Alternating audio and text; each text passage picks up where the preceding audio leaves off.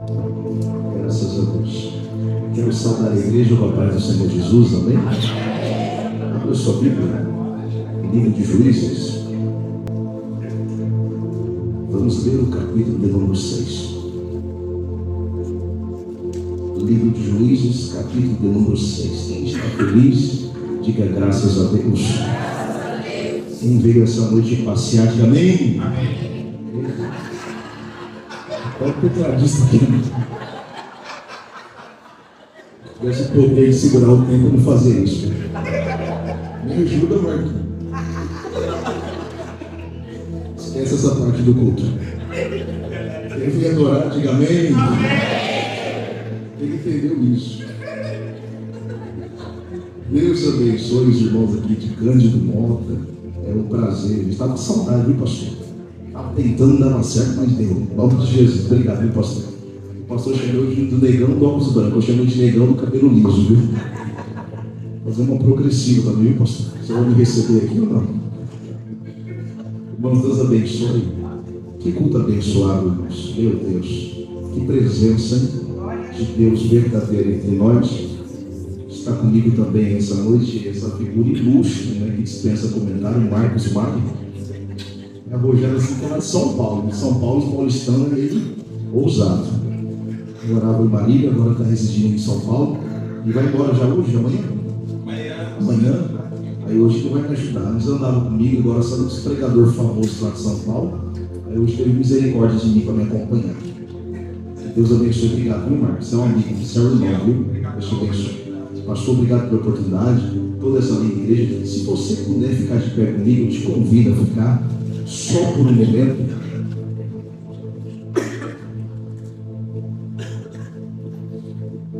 O pastor falou que eu posso ir até meia-noite. Quem vai comigo aqui hoje? Não pode mentir, irmão. Sei que crente tem fome, hein? Já dá 10 horas, já quer ir embora. Eu tenho uma palavra profética para compartilhar com você. O texto diz assim, Juízes capítulo 6. Deus abençoe a esposa do pastor, todos os obreiros, amém? O Senhor vos abençoe em nome de Jesus. Juízes capítulo 6. Porém, os filhos de Israel fizeram o que era mal aos olhos do Senhor. E o Senhor os deu nas mãos dos midianitas por quantos anos, igreja? E prevaleceram a mão dos midianitas sobre Israel. Fizeram os filhos de Israel para si, por causa dos midianitas, as covas que estão nos montes, as cavernas e as fortificações. Porque sucedia que, semeando Israel, os midianitas, os amalequitas e também os dos oriente contra eles subiam. Verso 6. Assim Israel empobreceu muito pela presença dos midianitas. Então os filhos de Israel fizeram o que, igreja? Clamaram ao Senhor. Para terminarmos o verso 11, o 12 que diz assim: Então o anjo do Senhor veio e assentou debaixo do carvalho que está em Ofra, que pertencia a Joás, a Bezerita, e Gideão, seu filho, estava malhando trigo no lagar, para salvar dos midianitas. Então o anjo do Senhor apareceu e lhe disse: O Senhor é contigo, homem ou varão? Diga amém para essa palavra. Vamos orar? Feche os olhos. Curva a sua cabeça. Quanto mais oração, mais poder de Deus se manifesta. Fale com Jesus aí, fale com ele, fala. Enquanto lança a oração do pastor Alessandro e de toda a igreja, o que é ligado na terra também é ligado nos céus. Fale com ele agora, fale. Pai, nós oramos na noite desse dia e pedimos que mais uma vez a sua misericórdia esteja sobre nós. Rasga o céu sobre nós aqui hoje. Libera sobre nós a sua presença. Libera sobre nós a sua Shekinah. Na medida que eu estiver pregando a sua palavra, o Senhor tem a liberdade de caminhar aqui entre nós. Onde o Senhor passa, alguma coisa sempre acontece. Eu quero crer que essa noite ficará marcada. Aquilo que o Senhor há de entregar para os seus filhos na noite desse dia. O Senhor é médico por excelência. O Senhor é libertador. Peleja por cada um que veio para esse santuário. Dá ordem aos seus anjos para pelejar nessa noite. Que no decorrer dessa semana ainda, uma explosão de testemunhos aconteça nessa cidade. Fala conosco, Pai. Fica conosco. E toda a igreja diga: se assenta aí glorificando e aplaudindo a Jesus. Porque Jesus é bom.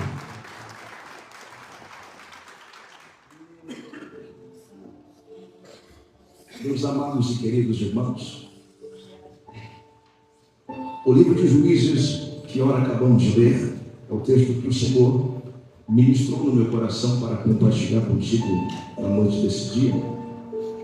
E eu quero aqui trazer essa palavra com a graça do Espírito Santo, crendo que Deus, o que está falando conosco desde o início dessa reunião, há de continuar falando conosco. O livro de Juízes é um tempo que o povo mais oscilava na fé em Deus. Após a morte de um grande líder, por nome de Josué, qual é o nome dele, igreja? Josué. Após a morte de Josué, eles estão aqui dentro da terra chamada Canaã. Após a morte desse líder, a qual mesmo fizera um excelente trabalho, desbravando as terras que Deus havia prometido para Moisés e também para ele. Eles adentram naquilo que Deus havia falado lá atrás. Eles estão vivenciando o período dos territórios que Deus havia dito que entregaria na mão deles. Mas no livro de Juízes eles não têm um líder, não têm uma referência. Uma vez que eles não têm ninguém pastor para seguir, para poder agora dar a eles a ordenança, as direções, as diretrizes, a Bíblia diz que eles começam a fazer aquilo que cada um bem queria fazer. É por isso que nas rodovias tem tanto radar, tem tantas sinalizações. É por isso que dentro das cidades tem tantos quebra-molas, é porque a gente é um povo meio sem limite. Aí tem que ter todo esse tipo de coisa para a gente poder dar uma segurada, para a gente puxar um pouco o freio de mão. Quando não tem líder, cada um faz aquilo que o seu coração almeja. Israel oscila tanto que uma hora eles estão firmes, glorificando, outra hora eles se esqueceram de Deus. Eles estão perdendo agora a fé, estão perdendo o comprometimento. Eles saíram do centro da vontade de Deus. Josué foi um grande líder, mas um erro mesmo cometeram. Ele não deixa agora alguém para dar continuidade na obra que ele havia começado. A gente não pode, dentro da igreja, qualquer departamento que você administra ou cuida, centralizar as coisas. Uma vez que você centraliza tudo em você, muitos líderes são centralizadores, ou seja, ele faz com que todos os liderados dele virem refém somente dele. Imagina a gente chegar num culto e somente tem uma pessoa no meio dessa multidão aqui hoje, que cuida do som, e ninguém mais sabe mexer no som. Se essa pessoa falta, fica ausente, a gente não vai ter o som porque uma pessoa faltou. O ministério de louvor nunca pode ser dependente do único músico, do único adorador. Nós precisamos entender que nós estamos no reino. Nós temos que entender que estamos passando um legado. Temos que dar continuidade naquilo que Deus nos entregou. Compartilha, prepara alguém. Uma vez que não tem líder, de tempo em tempo Deus tem que levantar alguém, porque Josué não deixa alguém para dar continuidade nesse legado. Aí Deus levanta os homens que levam o nome desse livro, Juízes. Um período de 350 anos, 15 juízes são levantados, entre eles Sansão, Jefité, e o homem que eu quero pregar sobre você, um juiz conhecido como Gideão. Repita comigo, Gideão. para você guardar essa mensagem. É Gideão, que é da tribo de Manassés, uma das tribos de menos influência dentro das 12 tribos de Israel. Israel está passando por um período de opressão aqui por 7 longos anos. Deixa eu fazer você entender o que está acontecendo aqui no capítulo 6. Israel agora perde nada mais nada menos que a presença de Deus, porque a Bíblia diz que Deus os entregou na mão dos midianitas por 7 anos. E uma vez que Israel agora está sendo entregue nas mãos dos midianitas, é como se a presença de Deus houvesse se retirado do meio de Israel. Aí os midianitas ganham espaço, aí os midianitas agora ganham terreno, de tal maneira que eles estão agora tomando posse de um tempo chamado tempo de colheita. Está escrito ali, 2022 é o ano da colheita. Toda vez que Israel ia colher, toda vez que Israel agora, aquele que planta, de fato, ele colhe. Mas toda vez que Israel ia colher nos seus campos, a Bíblia diz que os midianitas se levantavam juntamente com os povos do Oriente e saqueavam tudo que era de Israel. Imagine isso acontecer por 7 longos anos. A gente espera de forma ansiosa o pagamento no 5º dia útil, dia 20, enfim, a data que você recebe. Imagine essa data que você está naquela expectativa de você ir logo gastar, e quando chega o dia do seu pagamento, alguém chega e diz: me dá aqui porque esse pagamento é meu, me dá aqui porque esse salário é meu. Isso acontece com Israel por 7 anos. E o versículo 2 do capítulo 6 mostra a atitude deles em cima dessa situação de perda que eles estão vivendo. A atitude deles é olhar para os montes, pastores. E quando eles olham para as montanhas, eles têm uma ideia. Diga para mim qual? Vamos fazer buracos, vamos fazer cavernas, vamos morar agora dentro das montanhas. Alguns vão fazer fortificações, está escrito aqui. Meu amigo Marcos Maia, eles vão fazer agora fortificações, buracos dentro das montanhas. E você precisa entender algo na introdução dessa mensagem. Eles estão na terra que é deles. Eles estão pisando no solo que Deus prometeu para eles. Mas por não se posicionarem, por não lutarem por aquilo que é deles, o tempo vai passando, eles perdem agora o que eles plantaram, eles perdem o que eles semearam. Não somente estão perdendo tudo que eles plantaram, mas também estão perdendo também o lugar da sua habitação. E agora nas montanhas eles moram, eles habitam, e o tempo vai passando. Se passam-se 7 anos, ao verso 6. O verso 6 diz assim: assim Israel empobreceu muito por causa dos midianitas. Mas o texto diz assim: então os filhos de Israel fizeram o quê? Clamaram ao. Mas como li esse texto, eu fiz algumas perguntas para Deus. Entra dentro dessa história. Você vai passar 7 anos da tua vida plantando e não colhendo? E não vai fazer nada? Vai mudar de endereço? Numa terra haja vista que é sua. Mas o verso 6, o escritor inspirado por Deus vai escrever que eles empobrecem muito, mas agora eles têm uma ideia. Eles vão agora fazer algo que se chama clamor. Diga para o irmão que está do seu lado: não espera 7 anos para orar. Diga para ele, diga. Vai esperar 7 anos para começar a se posicionar? Vai esperar 7 anos para reagir, para deixar de perder, para começar a elevar sua voz ao céu? Quando eu li isso aqui, eu falei assim: eu não acredito que eles ficaram 7 anos. Poderia ter clamado na primeira semana, poderia ter clamado no primeiro dia, no segundo dia. O problema nunca foi midianita, ouça isso. O problema nunca foi demônios, adeptos dos seus demônios. Não, o problema sempre foi falta de posicionamento. Tem espaço que o inimigo está entrando, que foi a gente que deu espaço para ele. Lembro de um homem conhecido como Golias na Bíblia Sagrada? Por 40 dias e por 40 noites Ele lança o desafio no vale de Elá. Mas não tem ninguém que consegue desafiar aquele homem. A sua altura de quase 3 metros assustava os soldados da casa de Israel. Mas quando ele viu que ele estava ganhando espaço, agora ele não está mais no vale. Ele está andando no meio do exército de Israel, dizendo: eu quero um homem para lutar comigo. Eu quero alguém para um combate corpo a corpo. De tal maneira que Israel, que tinha soldados habilitados, não consegue fazer nada. Deus tem que falar com o mancebo e gerar uma oportunidade para a casa de Israel não ser destruída. De tal maneira que quem chega é Davi. E quando Davi chega, ele não chega lá se acovardando. Ele chega lá com um posicionamento dizendo: quem é esse circunciso para afrontar o Deus vivo de Israel?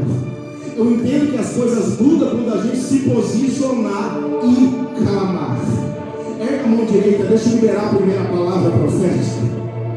Essa noite Deus nos reuniu aqui para isso. Ele nos reuniu aqui para dizer: esta noite é uma noite de clamor. É uma noite de você erguer a sua voz aos céus. Porque quando você fala com Deus aqui, a mão do Todo-Poderoso tem poder de colocar os midianitas lá por terra. Eu estou pregando para pessoas que receberam uma herança do Eterno. A casa é sua, a família é sua, a promessa é sua, a história é sua. Para de fugir, de morar em caverna. Chegou o tempo de você tomar aquilo que é seu. Chegou o tempo de você tomar posse das promessas que Deus já te prometeu. Este ano é um ano de dupla honra para quem se posicionar. Para quem deixar de fugir, erguer a tua cabeça e dizer: eu sei que o meu Redentor vive. Em breve, muito em breve, ele vai se levantar. Joga a mão mais alto. Tem graça a vencer, Deus. Clama a mim, porque eu vou te responder. Essa semana tem resposta, você crê nisso? Eu não sei de onde ela vai vir, mas Deus vai trazer uma resposta do clamor que chegou diante do trono de Deus. Tem resposta chegando. Clama. Deus só está esperando uma posição nossa para mostrar para os midianitas que a terra é sua. E tu que se crente, diga-se para ele: acorda, luta por aquilo que é seu. Quando eles clamam, Deus vai começar a trabalhar. Porque tem coisa, irmão, que Deus só está esperando isso. A gente voltar. Lembra do filho pródigo na casa do pai? Pai, me dá uma herança. Eles tomam. Sabe onde ele vai morar? No chiqueiro. E no chiqueiro ele começa a falar: peraí, na casa do meu pai tem abundância de pão. Eu estou aqui no chiqueiro. Levantar-me-ei, irei ter com meu pai. Sabe o que ele está dizendo? Eu vou me posicionar. Aí o pai já está esperando para a coleção dele retornar para casa. Porque o pai nunca vira as costas para um filho que se posiciona. Quando Israel clama, eu comecei a ler esse texto e eu falei: peraí, tem um mistério aqui dentro. Quando Israel clama, a Bíblia diz que Deus levanta um profeta. Diga comigo, profeta.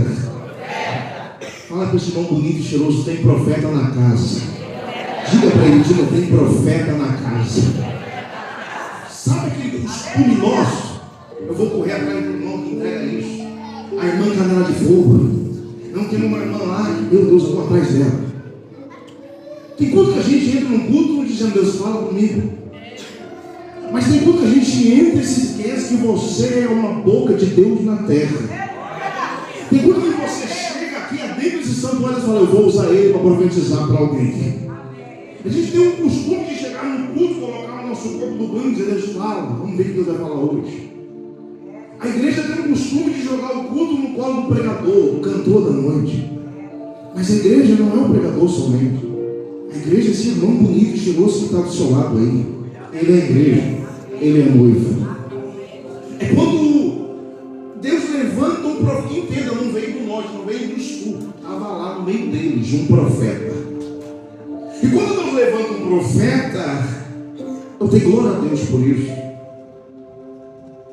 Porque Deus sempre vai usar suas bocas proféticas na terra. Deus sempre vai usar as suas vozes proféticas na terra. Às vezes a gente corre para um lado, para o outro, atrás de uma resposta, Deus diz assim: tu é um profeta na minha casa e tu não sabe ainda. Tu é uma voz profética para muita gente e tu não sabe ainda. Mas enquanto eu estava vindo, o Senhor falava comigo: diga para aquela igreja que eu vou liberar uma unção profética. Diga para aquela igreja que eu vou liberar. Erga a mão direita para o céu.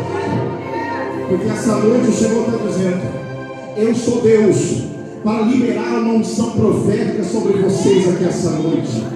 Os seus lábios profetizarão. Os seus olhos espirituais se abrirão aqui nesse santuário. Você nem imagina o que vai acontecer depois dessa reunião. Deus vai te dar graça. A sua voz chegará em lugares que você nunca imaginou que chegaria. Os seus pés receberão a velocidade da corça. Deus está te dando uma graça, uma autoridade no mundo espiritual aqui hoje. Se prepara para profetizar. Tu será um apontamento. Tu será um direcionamento para essa nação. Eu não sei se você acredita, mas eis que vos dou poder e autoridade. Se prepara. Essa unção profética derramada aqui hoje. Pega. Tem profeta na casa. Eu estou sentindo uma autoridade de Deus nesse ambiente. Deus está dizendo: eu vou te usar como você nunca imaginará. Eu vou te... eu estou sentindo uma autoridade. Deus vai te levantar. Você crê nisso? Dá mais um grito de glória. Ele vai te marcar. Tem profeta na casa. Mas ouça isso. Porque quando Deus levanta um profeta aqui, pastor Alessandro, eu dei glória a Deus. Porque não é dispensação de profeta. Meu amigo Marcos Maia, aqui é uma teocracia. Governo de Deus. Repita comigo: governo de Deus. A época de Deus levantar profeta, sabe qual era a época? 200 anos depois dessa época aqui. O primeiro profeta, conhecido na língua hebraica, é Samuel. Mas por que tem um profeta aqui? O porquê que Deus levanta um profeta, uma voz profética? Se é o governo de Deus, é Deus que levanta quem Ele quer. É Deus que fala como Ele quer. É Deus que levanta Jefité, filho de uma prostituta. É Deus que levanta Débora. É Deus que levanta Sansão.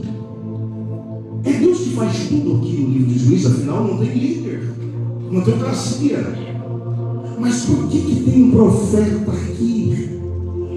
É quando eu li esse texto, eu falei: peraí. Aí o Senhor me lembrou do livro de Daniel, capítulo 2, no verso 20. Está escrito lá? O Senhor Deus muda os tempos, muda as estações, abate e levanta quem Ele quer. Quando eu li isso aqui, eu falei: peraí, se era 200 anos depois, por que 200 anos antes tem um profeta aqui? Você pega essa palavra que vai sair do altar aqui agora, você pega ela, segura também alto a mão direita, porque é forte que vai sair do altar aqui agora.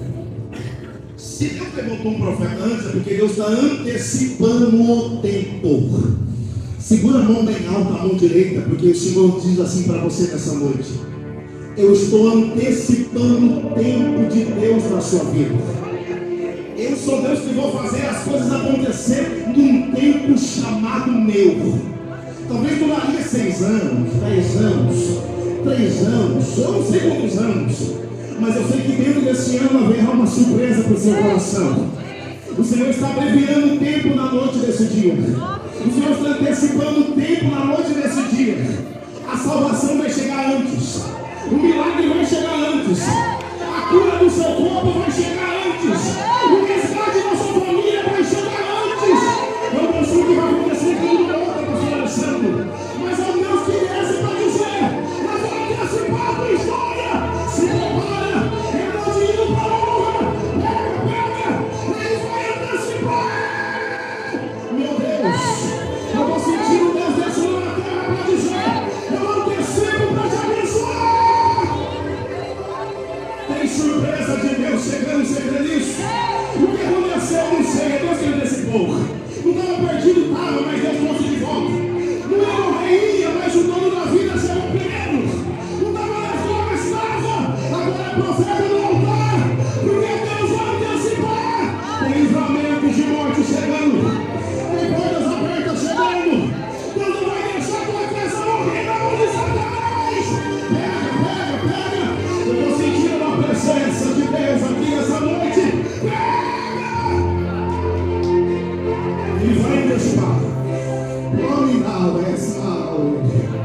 Ele vai chegar primeiro que o divórcio.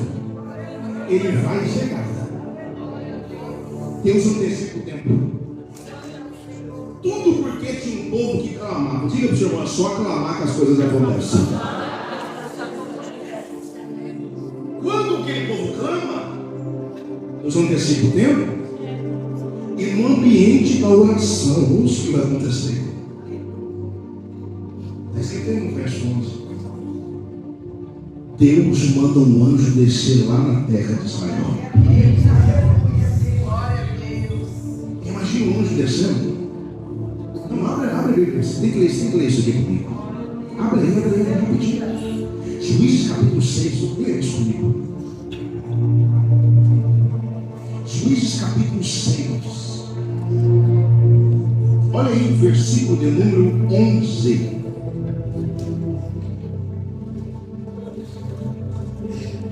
Quem achou, diga amém. Quem não achou, diga eu não trouxe Bíblia. Eu nunca vi os outros aí. Olha o versículo 11 que está escrito aí. Então o anjo do Senhor veio e assentou-se debaixo do carvalho que está em Ofra, que pertencia a Joás a Bezerita, e Gideão, seu filho, estava malhando trigo na onde, igreja? Ouça isso. Tem um crente, pastor Alessandro, dentro de Israel, que está fazendo o que ninguém está fazendo. Lembra do começo da mensagem? O que eles fizeram? Vamos morar nas montanhas. A maioria de Israel está morando dentro das montanhas. Estão morando dentro de covas. Fizeram até fortificações dizendo assim: ninguém vai entrar aqui não. Aí o anjo desce lá em Israel. Aí quando o anjo desce, a Bíblia diz assim que ele se assenta debaixo de uma árvore, um carvalho. Consegue imaginar essa cena? Um anjo sentado.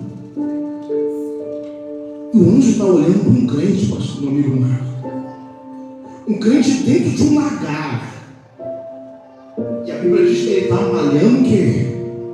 Trigo no lagar. Tem crente monte de Bíblia aqui, pastor Alessandro.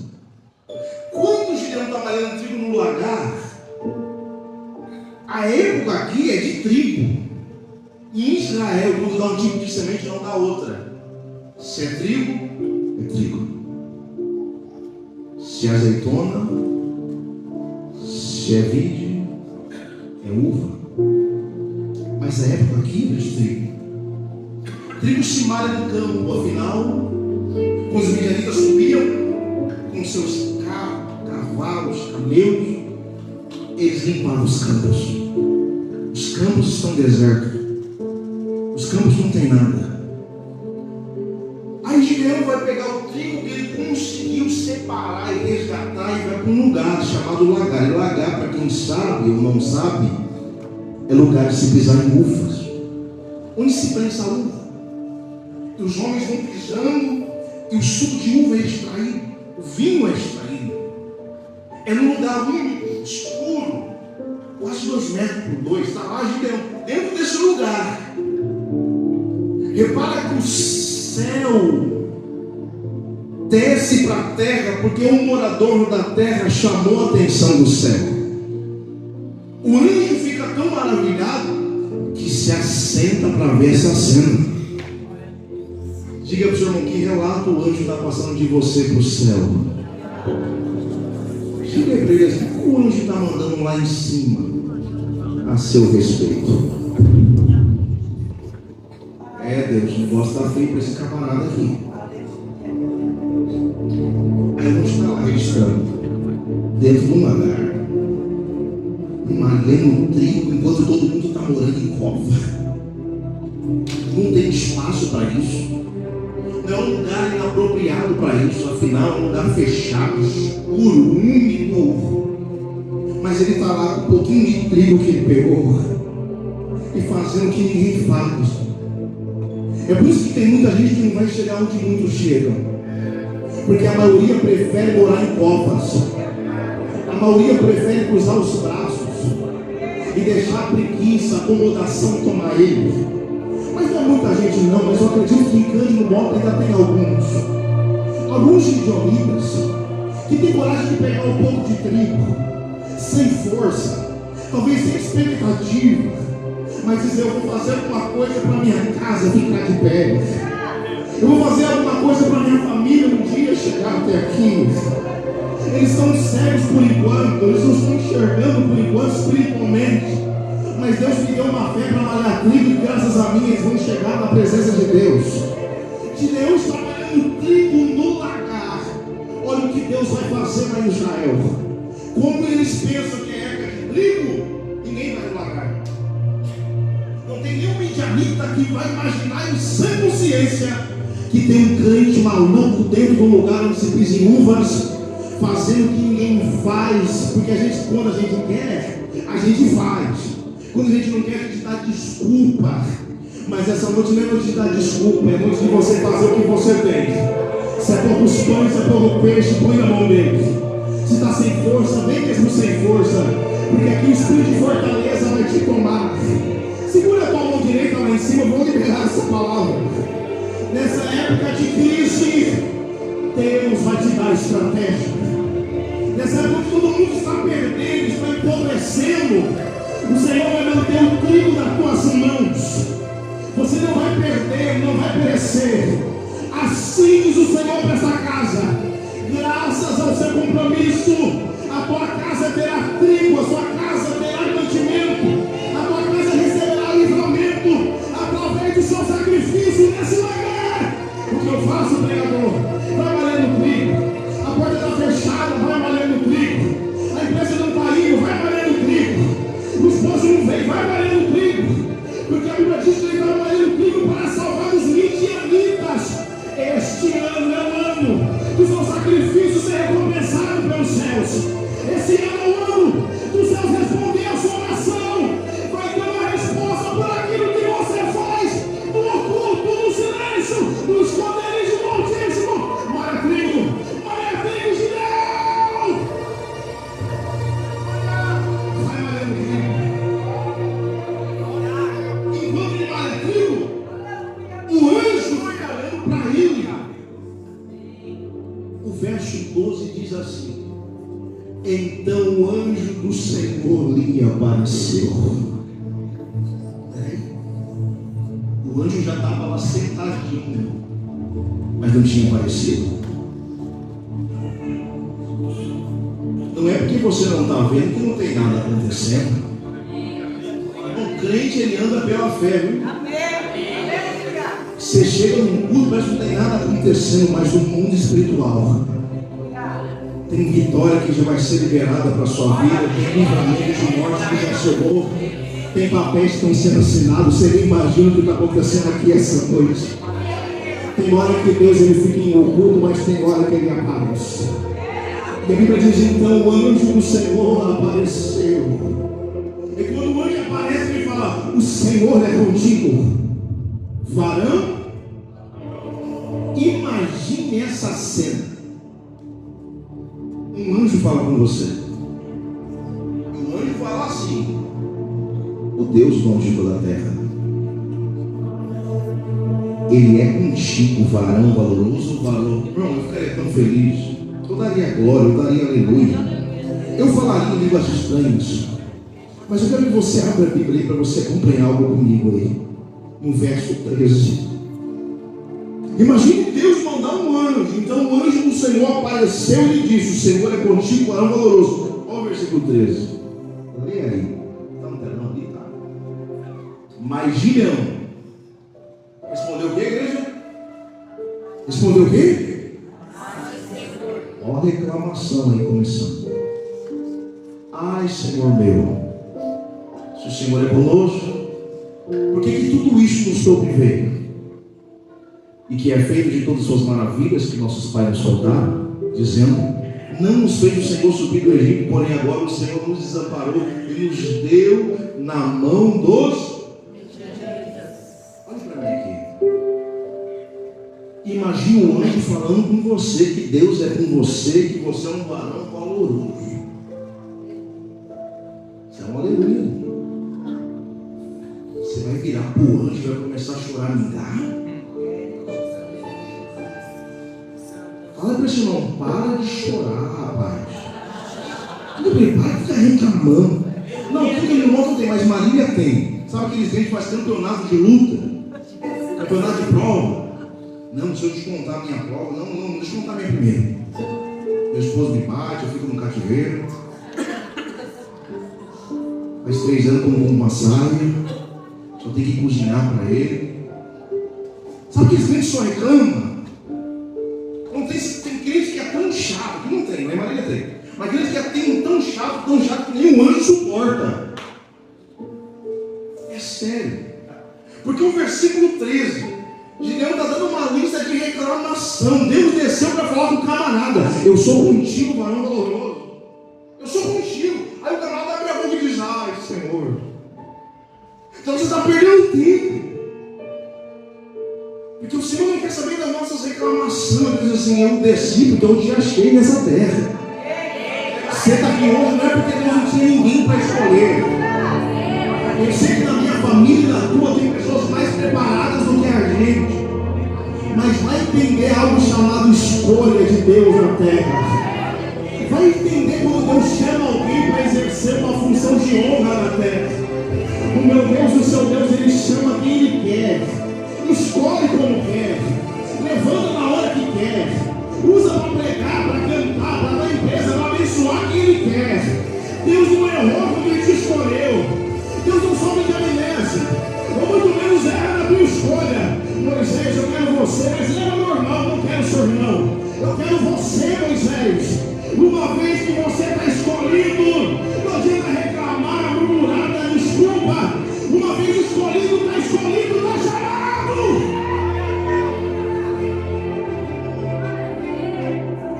Olha o versículo 14.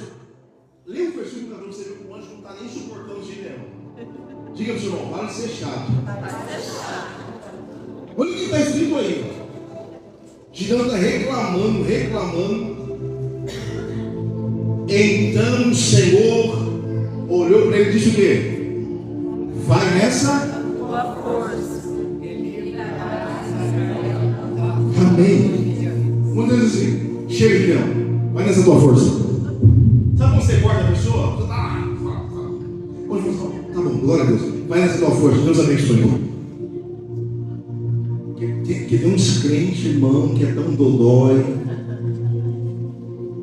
Como ele está comendo, ele está bebendo, está tomando Coca-Cola, comendo pudim, comendo x-tudo, dizendo assim: que inferno de vida. Está até engordando e está reclamando. Aí Deus suporta até a conversa daquele crente e fala assim: ó, vai nessa tua força, rapaz, porque você vai livrar os midianitas. Ouça isso aqui. A gente às vezes espiritualiza tudo dentro de uma igreja, que vai deixar um anjo do céu com uma bandeja e vai derramar em você uma armadura. O anjo vai entrar bailando no santuário, vai pegar você pela mão direita, fazer você voar por causa de morta. Então a gente espiritualiza tudo dentro de um culto. Mas repare, o anjo desceu, se assentou debaixo da árvore, ficou olhando. Aí ele se manifestou e falou: o Senhor é contigo, varão valoroso. O anjo não dá para ele uma metralhadora. O anjo não dá para ele uma espada de fogo, muito menos buzina de fogo. O anjo simplesmente olha para ele e diz assim: vai nessa tua força. O que o anjo trouxe para ele? O que o anjo trouxe? Quem sabe? Trouxe o que para ele? O anjo só mostrou para ele o que ele já tinha. O anjo desceu somente para isso, só para dizer para ele que ele tinha força, mas não sabia. Afinal, malhar trigo dentro de um lagar, em um lugar inapropriado, onde todo mundo está morando em caverna, em covas, e você se separar para Deus no meio de uma geração inteira corrompida e sem vontade de lutar pela terra que é deles, o camarada tem que ter força para isso. A mulher de Deus tem que ter força para isso. Aí o anjo fala assim para ele assim: Gideão, vai nessa tua força, porque tu livrarás Israel das mãos dos midianitas, porventura não te enviei eu? Quero terminar essa mensagem contigo de pé. Fica de pé comigo, fica. Porque quando Deus fala com Gideão aqui, simplesmente o anjo veio para isso, para dar para ele força. Gideão não tinha enxergado que Deus já havia feito na vida dele. Mas a Bíblia diz que dentro da sua palavra muitas manifestações de anjos já aconteceram. E anjos não trouxeram nada, apenas apontaram o caminho, apenas mostraram. Lembra de Abraão, capítulo 22 de Gênesis, quando ele sobe o monte Moriá para sacrificar Isaac? A Bíblia diz que quando Abraão vai matar Isaac com seu cutelo, o anjo grita: Abraão, Abraão, não faça nada, garoto, porque hoje Deus vê que tu temes a Deus. Só que ele passou por um caminho, pastor, ele não viu. Quando ele olha para trás, sabe o que ele vê? O carneiro preso pelo chifre. Aí Abraão vai lá, coloca o carneiro no altar, tira Isaac, o sacrifício é consumido. Lembra de uma mulher que sai andando errante pelo deserto de Berseba? O nome dela é Agar. Agar sai sem direção porque os seus patriarcas estão destituindo ela do seu cargo dentro da sua casa. Ela sai de mão dada com seu filho Ismael. E a Bíblia diz que agora, acabando a água do odre, ela coloca o filho dela debaixo da árvore. E com um tiro de flecha ela vai para o outro lado para não ver o filho dela morrer. De repente o deserto fica cheio de uma voz. Uma voz que grita e chama ela pelo nome. Agar! O anjo brada 2 vezes naquele deserto. Agar! E de repente imagina que ela olha para cima. Aí o anjo diz assim para ela: pega o menino pela mão direita, porque ele será uma grande nação. E de repente a Bíblia diz que Deus faz agora os olhos dela se abrir. E quando os olhos dela se abrem, ela chorava por um odre de água, uma vasilha de água, vamos dizer assim. Ela chorava por isso. Mas quando o anjo agora desceu gritando, só para mostrar para ela o que tinha lá, e ela não tinha visto, sabe o que ela vê? Um poço de água. Você crê nessa palavra que vai ser liberada desse altar agora? Segure a mão direita no 3º andar, porque essa noite Deus vai abrir os seus olhos.